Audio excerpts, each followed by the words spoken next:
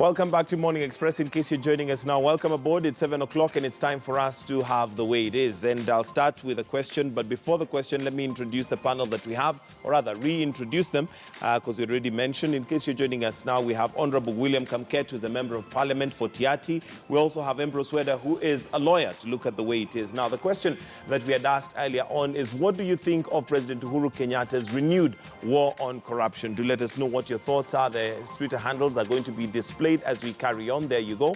And the hashtag is Morning Express KTN. If you'd like to tweet, it's at Michael G. Gitonga or at KTN News. And, well, the question again, what do you think of President Uhuru Kenyatta's renewed war on corruption? But before we took the break, I had to cut short Honorable Kamket because of time, basically just to take the break. And you were explaining on us being at ground zero as a country, where you're saying it's time for us now to have this discussion and amend whatever needs to be amended. However, some may view that differently, because there are those who are saying this is not the time for us to talk about, changing the constitution. We've hardly had it tested. But again, it is time for us to talk development. When will Kenya ever develop? You also have a bill that is in parliament, which basically is talking about having a parliamentary system. Tell us why you think this is the right time to have that done.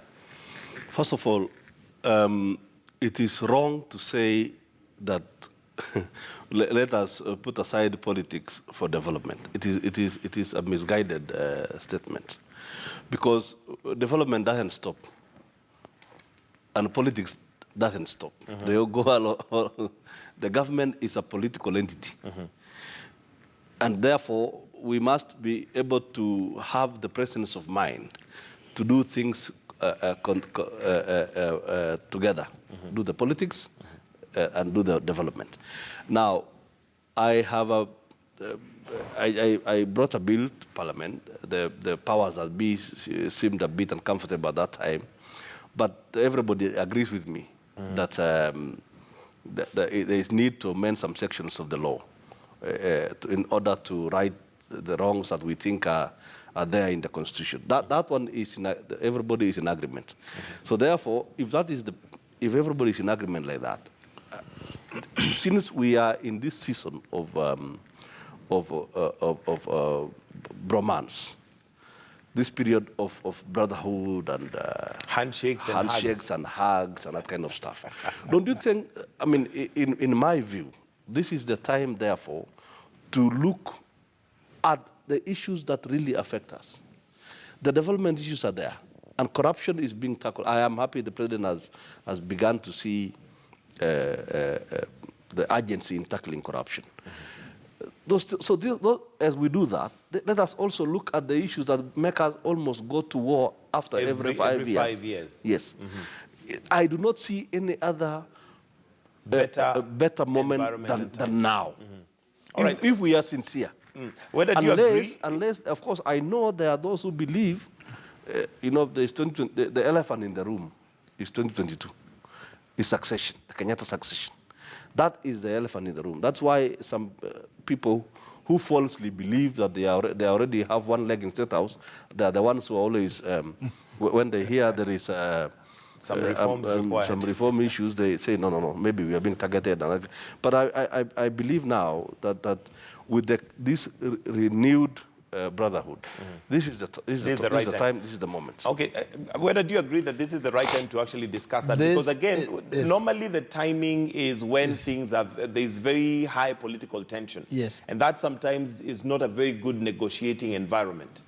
I would say this is the wrong time to be thinking about constitutional amendment and referendum. The wrong time? The wrong time. Because you cannot touch those aspects of the constitution without a referendum. A referendum is like another general election. We have just come from a general election. We have 4 pillars we have to deal with in terms of development. If you are to take another 20 billion shillings in terms of actual cash to IBC, then working, then campaigns and so on, this is the wrong time. This time it is to work. What kind of work? Deal with the 4 agendas, deal with issues of corruption, deal with the things that challenge our society, that make us But don't poor. you agree that some of the things that challenge our society, yes. number one is electoral reforms that are required? Which reforms? We always seem to have problems when it comes to the elections. Are you saying that the elections we had this time... Elections are a contest. They are like a civil non-physical war, therefore there will be problems. But there are rules and regulations under which they're supposed to be run. Free, fair, and they can be verified. Correct. And verifiable. Correct. But even when you do that, there will always be contest. Even in the US, even in India, those who lose will always say, look, there is a problem. We didn't get it right. One thing that I agree with that I've always said is that the winner takes all result has a problem, especially when you leave out somebody with 8 million supporters, die-hard supporters. There must be something worked out that when you lose the presidency, you assume something else. That can be worked out without necessarily going for a referendum, cutting down the constitution and so on. For now, let us concentrate on the work. Mheshimiwa, I said then and I said now, the people want to go to school in Tiati. The people want to see dispensaries in Tiati. The people who want peace in Tiati. There are so many that when they hear that you are talking about constitution, they don't even know what constitution is. Honorable Kamket, Yes. is referendum the only way to resolve this? You know, first of all, I want to help Mr. Weda here. You know, I listening to him, I know exactly which side of the political divide he is. He is in the wrong group. He's among the people who are in this group who believe falsely that they are already heading to State House. In 2020. Unfortunately, yes. But I want to tell him, my friend, there is a lot that travel with hope. there is a lot that's going to happen in between. Yeah. The formations are just beginning. He must know that. So I really needed to tell him that. It's important he realizes that it does not matter whether they oppose constitutional reforms or not. Who are these you're saying that are possibly have one leg in State House already and they assume that 2022? His group. His group. Who are those? His group. The group that he belongs to. He knows the group he belongs to. The group that will be in for a very rude shock very shortly. For the benefit of those who may not know, do you want to tell us which group that is? His group. It is All right. obvious. Okay. It is obvious. So anyway, the people of what was your question? The question was whether this is the right time or are there any other ways other than... Okay, sorry, I got your question now. Yes. You know, we can amend the law without even going to a referendum. There are some sections of the law that not necessarily require a referendum.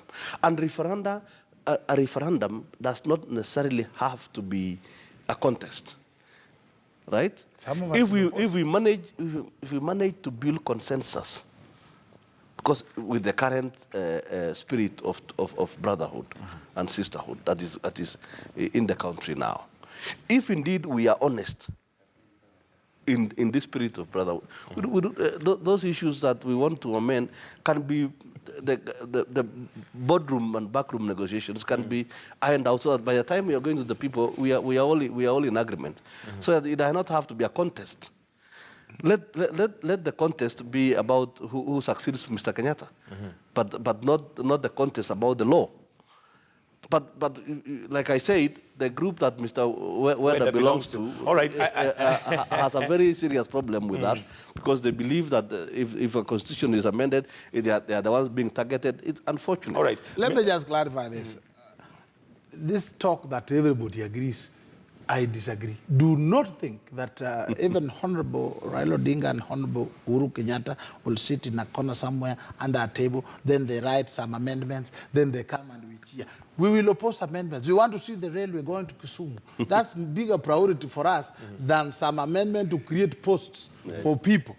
That's not our priority. I want to see the railway. I support President Uhuru so that we see the railway reach Kisumu, Busia, not to see him amend the constitution to give you a seat. No. All right, and allow me now to introduce Honorable Anthony Olochu, who's an advocate, also Member of Parliament for Mathare. Good morning, and thank you for joining us.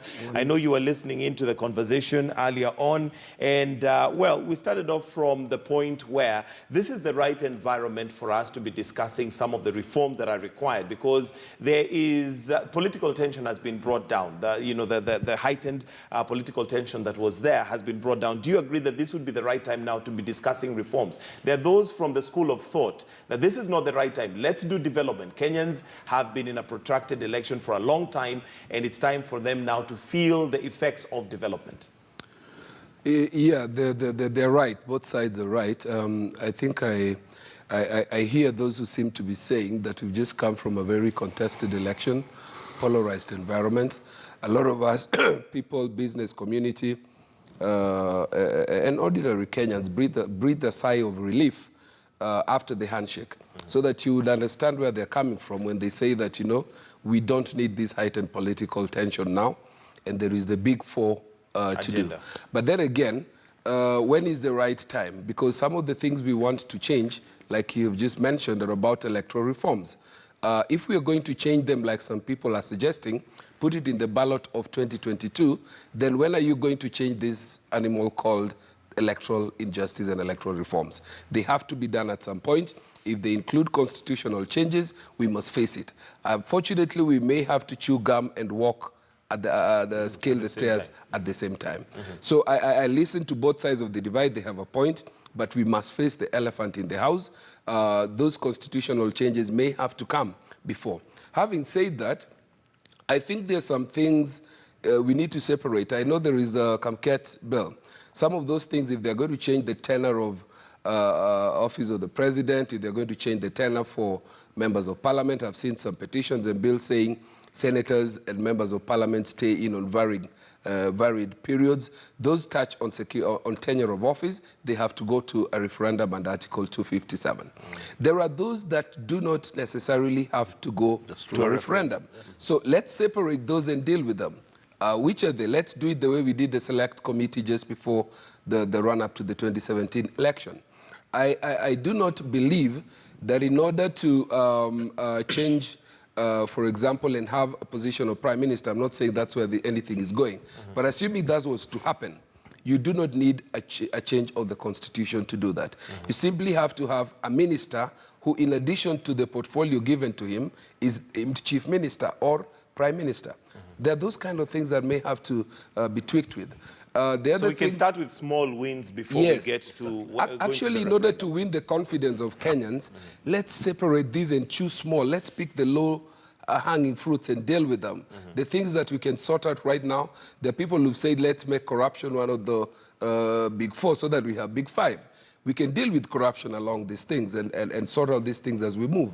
There are those, including myself, who've wondered about the wisdom of having cabinet secretaries being elected from outside of parliament. I don't know if that needs any constitutional change. It doesn't. It doesn't. And it will increase accountability. We will have people being able to be answerable and increase the oversight role of parliament. So let's deal with those and then say which must go to the people. To the people. And I want to agree with him. If people collectively as a nation seem to be thinking the same thing on the balance that we'll need to go to the referendum, we actually don't need not have a contested, polarized referendum. If people think, right, this is good, this is what we must go to, we could have a referendum to just go and rubber stamp. Okay. And maybe we'll need to, Weda, I don't know your thoughts on that, because you are the one who was saying that possibly a referendum is not something we should be thinking about right now. According to Mheshimiwa here, it's because you already have this illusion that you're going to be in State House in 2022. I think let me correct Mheshimiwa. Welcome, MP Madari, my younger brother in the profession. Anytime you touch government structure, anytime you talk elective position, you cannot exclude a referendum. Anytime under the current constitution. So get that. Secondly, when we say we select, are you saying that a few members of parliament with Honorable Raila and Honorable Uhuru sitting in a corner somewhere, then they craft some notes, then they come and try to deceive us that these ones are low-lying fruits, please pick. The moment you touch a comma in the constitution, we will want a complete debate and a contest. And if there's need to say no, we will say no and there'll be elections. That is why we're saying it is the wrong time. There are no select people who are saying their foot or feet is in State House. No. We have one Kenya, and we thank Honorable Raila Odinga that he has come. He has seen the need that the country should move forward. Move forward in what way? In terms of development. So those who oppose him are the ones who are saying, at this rate, we want this amendment, this and that. He is not saying those amendments. He is saying, let the country move peacefully Let us develop, and as we develop, if there is need, we will discuss. So this time, up to March this year, we have been discussing elections and petitions and so on and so forth. Some governors are still sitting at the edge of the seat because they still have appeals. The elections were nullified and they are living on notices of appeal. The act has to complete, then you tell them, now get to work. And they have to work for about 2, 3, 4 years for us to see whether we're moving forward or we are not moving. Even the deputy president, his election to the president will depend on the performance of the current government. When he says, I want to finish the job, we'll be saying which job has been done. All right, and talking let us not say that we go back to elections now, we go to work. Get down to work, Mheshimiwa. Bring more bills. All right, and now that you mentioned the performance of government and the fact that corruption again seems to be rearing its head. In fact, there is an article which I was looking for just now, and there seems to be another scandal that might be brewing of several billions lost in Kenya Pipeline, but we'll get to that. But do we have a renewed president, a president who is speaking tougher, or is he actually going to act tougher? And I want us to listen to some of the comments that had been made earlier. We have one from David Murathe, who had warned earlier on and said that expect a different kind of president who's going to deal with corruption once and for all. We also have Uhuru Kenyatta previously asking and saying that mnataka nifanye nini, but that tone also seems to have changed. So let's listen in to some of those, what they had to say earlier on before we can comment on the presidency that we have now.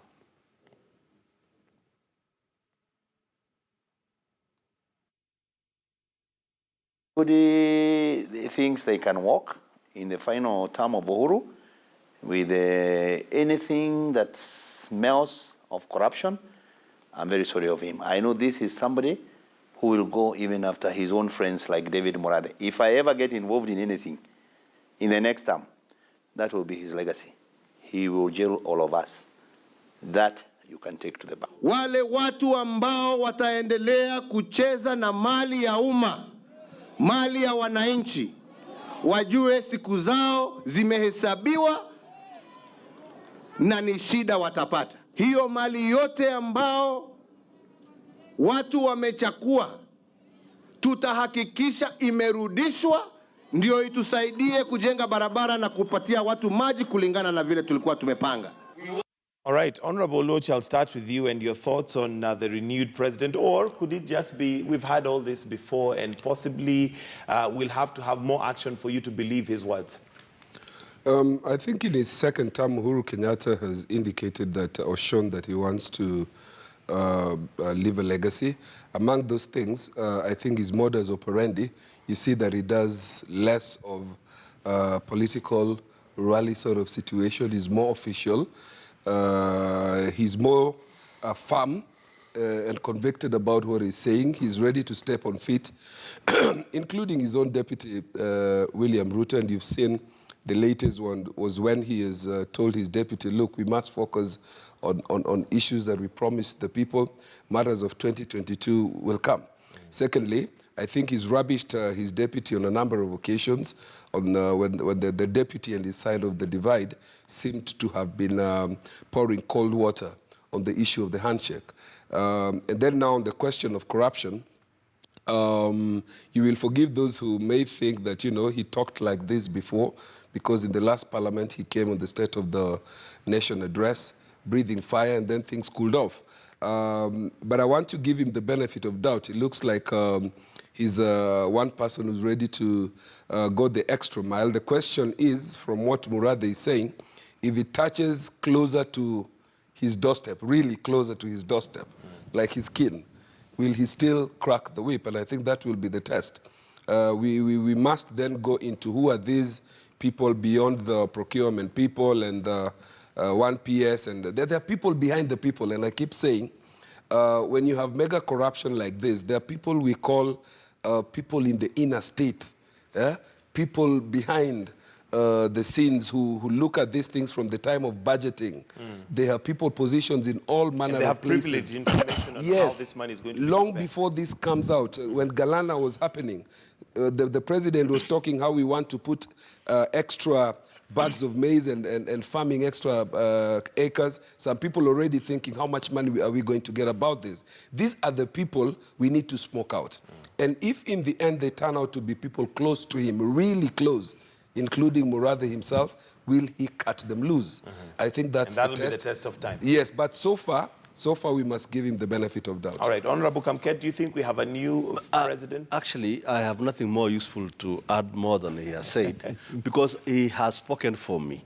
The only thing I can just say is that we are waiting to see. Because obviously there's going to be evidence, and I'm happy the president, from what I'm reading and hearing, is more and more relying on the NIS. We will see how we will behave, because there's going to be evidence very shortly about people very close to him, not necessarily family, but those political allies who possibly stood with him. whom he's governing with. We will want to see how he will behave. But otherwise, I want to sincerely give the president the benefit of doubt. I believe that it's a positive thing to fight corruption anytime. It's always the right thing to do. Okay, and what do you think would be the turning wheel, especially when it comes to fighting corruption?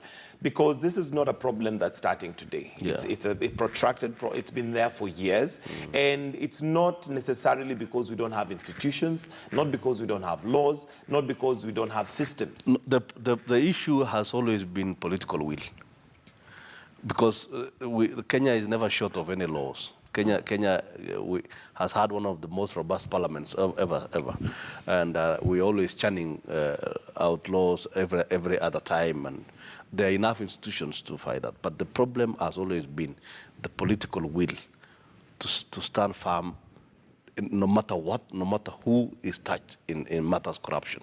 So I believe then, therefore, that's why we're saying that we'll have to wait and see. The most important thing is when evidence comes. When there is evidence that so-and-so is actually the man behind some of these issues, or is the lady behind some of these issues, that will be the test. Okay, Weda, and the question then would be, what really can the president do, especially given that some of the evidence presented before the courts sometimes is not enough for them to get convictions, and sometimes, well, we're left as Kenyans wondering if it's by design, that sometimes it's not concrete enough to have any convictions. Yeah, I think let's start by saying that the president is angry about corruption. Its renewed anger has something to do with the four pillar items and his legacy. And that anger should have permeated through the leadership. I expected the members of parliament here also to be angry at corruption. I expect them to see them carrying the maize and running away with it and fighting and talking against it. Not saying we are waiting to see what the president will do. You are part of our leaders. We are elected. You should be that angry when things are stolen in that manner. Not to watch with us. We are helpless outside. We are also helpless in parliament. I think that's lot of laws. That is not true.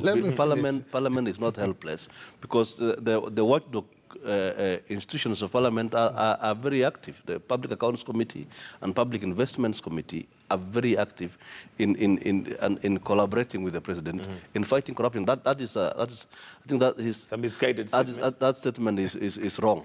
Parliament has never been inactive. The only thing that I think needs to be done, and this is where I have come. This is why I have come up with the bill that is out there, is that I think it is important to have the institution of parliament strengthened and bringing back the executive. When we have cabinet secretaries whom we don't know come from where, and there is no, parliament represents the sovereign will of the people. So therefore, the executive must be present inside parliament. The ministers must be able to be questioned in parliament, not in committees, in the mainstream parliament. That is where we went wrong as a country. And these are some of the issues. I think let me conclude. And include your closing comments on that. Are we helpless? One time the president presented a list in parliament. I said, I think here there's a problem, here. He was derided by the very members of parliament until one day they just threw out the whole thing and said, don't joke with us. I thought the anger should go down. You have seen that the president has tried to change things in the office of the DPP, criminal investigations, so that the little powers that he remains with at the law front, he is implementing. But you see, corruption, somebody with money can actually steal evidence so that by the time it reaches court, the case is already dead. So the fight requires a bigger approach by everybody so that you know and you can tell. And for now, we still elect those who steal. There's today, whether it's a pauper, immediately gets into government within one day as a chopper, and we dance for him, and we do all these things, and we celebrate them. Let the country be angry until we ask Mheshimiwa. The other day, you were on a border. Just 1 year into parliament, now you have a chopper. Which business is this that you are running? We enter into All it. right, Weda, I'll need closing comments. Honorable Loch, very briefly, your closing comments as we wind up. Yes, thank you. I think I wanted to take us back to the issue about whether we need to tweak or change the constitution a little bit. And I had a small moment when I had to consult my constitution. You know, when your senior speaks very authoritatively about the constitution, you have to step back and say, have I misread it?